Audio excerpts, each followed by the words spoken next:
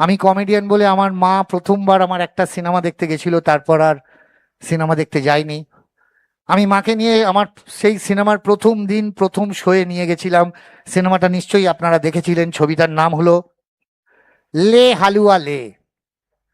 এবং বিশ্বাস করুন, ওই সিনেমায় আমি যা মার খেয়েছি, চোরেরাও মার খায় না, যে পাচ্ছে মারছে।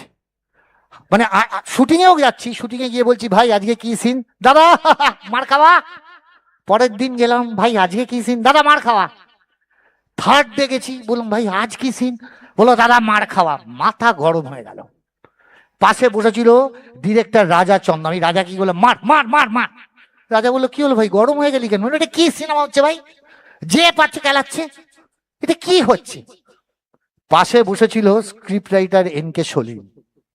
ও বললো ভাই রাগ করিস না, একটা ডায়লগ লিখে দিচ্ছি, ডায়লগটা বল, হিট হয়ে যাবে। আইলাম, আরে ভাই মার খেয়ে বেঁচে থাকলে তো হিট হবে, কি মার মারছে রে।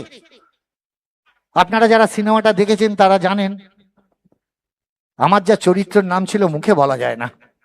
চরিত্রের নাম ছিল ল্যাংচা।